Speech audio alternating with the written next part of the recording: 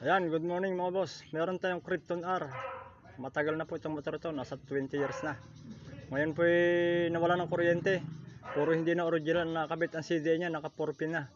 Ganon din yung regulator niya, hindi na rin ang original. Ngayon po atin pong papatugain ng andar nito, ang kuryente nito. At mga boss, gagamitan natin ng Power Max ng pang Mio. Yan.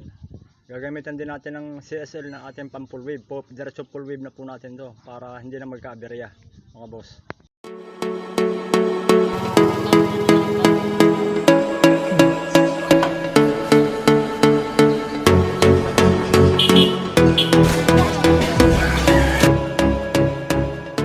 Ayan mga boss, back to the video tayo.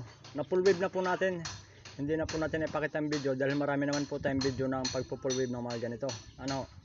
Papakita ko lang sa inyo yung importanteng wiring niya. Mga boss, pagkakabit ng Power Max. Ayan, mayroon po tayong diagram. Ang gagamitin natin ay ito po ay kasama ng CDI, yung Mio old version ho yan eh.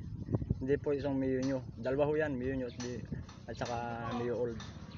Ngayon po sa Power Max mga boss, unahin natin ipapakita sa inyo ang wiring ng pulser. May positive at negative po yan. Ang positive po ng wire ng ating pulser ay kulay pula. At yung kulay puti po, yan po ang negative niyan mga boss. Yan pong kulay pula na yan mga boss, ang tatakbuhan yan, yung positive po na yan ay dito kung nakaharap po sa inyo yung Power Max mga boss, nasa bandang likod yan. Yan yung kulay blue na yan, wire. Yan ay kulay puti, kulay pula ang dinigsong natin dyan. Yan po ay nasa parteng gitna sa likod. Ayun, yan po yan, nasa gitna. Ayan mga boss. Yan ang positive ng pulser ng ating Mio. Ang negative po niyan yung isa, yung dinigsong natin ng kulay green. Yan ay kulay puti ang nasa kunyan. Yan yung kaabay.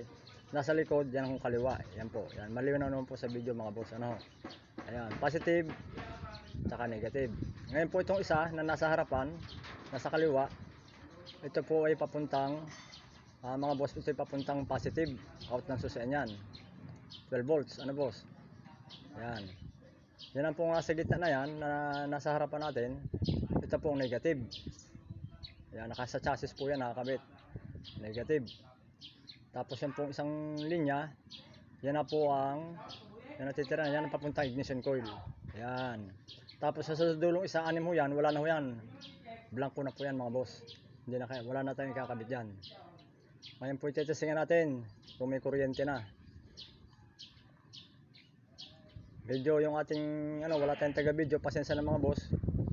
Talaga namang ayan, nakuryente. Ayan, may kuryente na po, lagi tika na po, nakuryente pa ang mekaniko. Salamat po sa panonood mga boss. Sana nakatulong ang video nito na pag-DIY ninyo ng ating Power Max na may kabit dito sa Krypton. Salamat at sana makatulong ang video na ito.